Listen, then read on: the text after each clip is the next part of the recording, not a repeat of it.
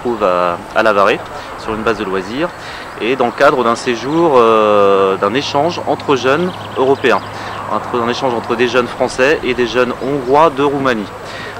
Des jeunes français qui sont issus, eux, du Conseil général jeune de la Sarthe. Nous, en tant que Conseil général des jeunes, on a formé un groupe de 15 jeunes donc de la Sarthe, et ce groupe accueille un groupe de 15 jeunes accompagnés de 2 adultes qui viennent du département de Covasna en Roumanie. Ce sont des jeunes qui, comme les nôtres, s'investissent dans un conseil de jeunes ou dans des associations regroupant des jeunes de leur département. Donc la différence avec notre conseil général jeune sartois, où là on a affaire à des collégiens qui sont élus, en Roumanie, ce sont des lycéens. Donc après ce premier week-end passé au sein des familles avec leurs correspondants français, roumains et français se sont retrouvés pour un séjour en collectivité sur cette base de loisirs en Sarthe. Cette rencontre entre jeunes se déroule du samedi 2 juillet, ils ont démarré samedi dernier, et nous emmène jusqu'au lundi 16 juillet, donc une dizaine de jours. On est hébergé dans des petits chalets. Dans ces chalets d'ailleurs sont mélangés et les Roumains et les Français, puisque là encore c'est aussi des temps informels que l'on partage le soir dans la vie en collectivité. On a sur l'ensemble de la semaine 2 heures de temps libre qui a son importance dans le projet, puisque on est convaincu que le temps d'activité, le temps de jeu partagé, de loisirs partagés sur la base de loisirs sont quand même source de rencontres et d'échanges. Cet après-midi, on poursuivra sur la coloration qu'on a souhaité donner à cet échange de jeunes, placé sous l'égide du développement durable et plus particulièrement de la gestion des déchets. Nous allons interroger les jeunes sur 3 projets qui ont été de sensibilisation au développement durable qui ont été proposés par d'autres groupes. Le premier projet, c'est un groupe de jeunes qui crée une exposition sur les gestes quotidiens pour éviter le gaspillage d'eau. Le deuxième projet, c'est un groupe de jeunes qui décide de nettoyer un espace public. Et le troisième projet, les organisateurs d'un festival de musique actuel ont créé un visuel développement durable qu'ils ont imprimé sur des t-shirts fabriqués en France en coton bio. Ils portent ces t-shirts et les vendent à 10 € durant le festival au profit d'une association. Et nous avons demandé au groupe de jeunes de se positionner avec 3 questions pour pouvoir s'interroger sur ces projets. Quel est l'intérêt principal du projet? Est-ce un projet efficace pour sensibiliser le public? Pourquoi?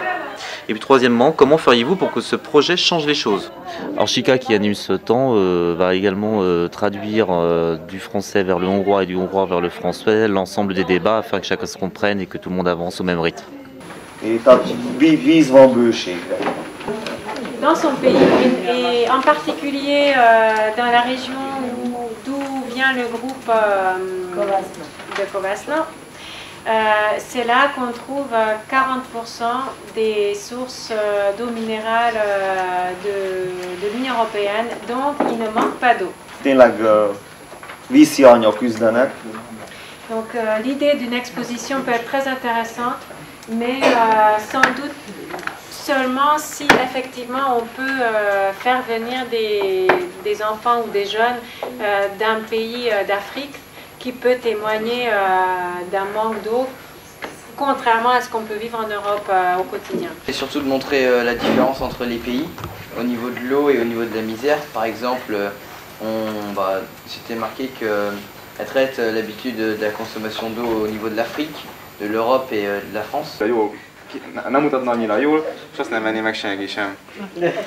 Alors, il y a un problème donc, dans le troisième projet. Donc, dans chaque groupe, en fait, j'ai mis que le t-shirt était fabriqué dans un pays même. Et ils disent que chez nous, le coton, c'est compliqué parce que on n'en fabrique pas vraiment. Donc, il faudrait que ce soit sur du lin ou sur sur des produits qui sont vraiment locaux, mais c'est pas très beau, donc les gens ne les achèteraient pas. On a 3 assemblées plénières par an, donc chaque assemblée a sa fonction. La première de l'année scolaire, c'est celle où tout le monde se rencontre. On élit le président sur candidature. On voit des thèmes, des commissions, et en fait après chaque commission donc, a un thème, par exemple sport, le développement durable, solidarité, respect. Donc en fait chaque commission mène un projet de son côté Et donc à la fin de l'année, donc on fait un bilan des projets pour voir ce qui a été bon, ce qui n'a pas été bon. Et ils votent les projets, donc c'est vraiment quelque chose, une étape obligatoire comme chez les adultes.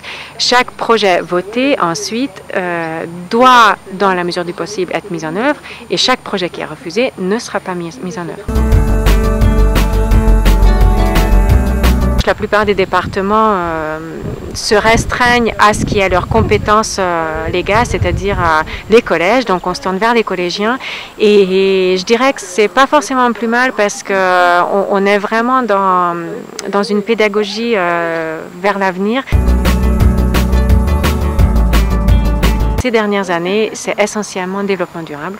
C'est vraiment dans l'air du temps et c'est quelque chose qui leur parle, qui peuvent être vraiment des gestes très concrets, qu'ils peuvent faire eux-mêmes et dont ils voient l'utilité et le résultat. Alors après, il y a aussi le sport. C'est très porteur évidemment quand on parle de jeunes.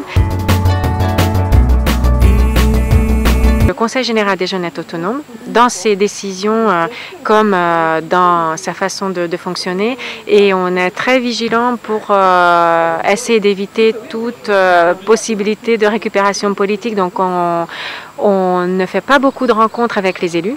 En fait, c'est sûr que ce conseil, ça nous apprend un peu la responsabilité, parce qu'il y a des présidents, vice-présidents. Du coup, ça a un lien avec la politique. Et en fait, cette année, moi-même, je me suis engagé en politique, dans un parti. Et c'est vrai que ces sports-là, ça m'a servi pour pouvoir parler avec les gens. L'aboutissement d'un projet de 5 ans. Parce que seulement il y a 5 ans, on a commencé un lien avec des Hongrois et des Roumains. C'est un peu notre fil rouge, parce que c'est un projet qu'on mène en fil rouge en fait toute l'année. Et à la fin, c'est investissement. On est content de s'y retrouver. C'est vraiment, à la fin de l'année, c'est un peu un bonus, quoi. Les Francas sont devenus un partenaire incontournable depuis 3 ans. C'est notamment grâce à notre projet européen précédent qu'on a rencontré Erwan Cochet. Ça fait maintenant 2 ans qu'on travaille régulièrement avec le Conseil général des jeunes, où on intervient beaucoup sur de l'accompagnement à ces projets, puisque c'est aussi notre savoir-faire au sein des Francas. Et donc là, sur le projet où on se trouve actuellement, donc dans le cadre d'un projet européen cofinancé par la Commission européenne.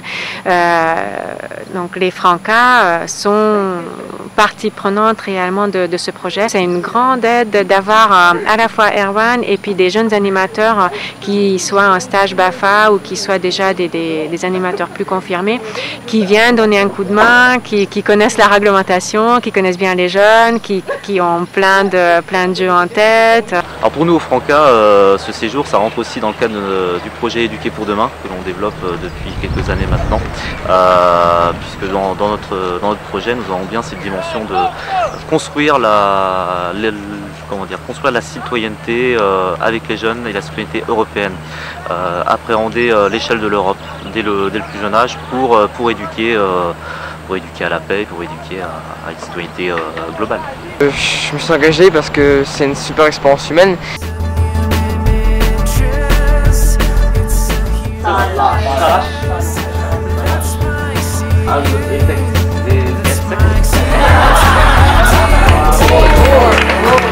On est super content.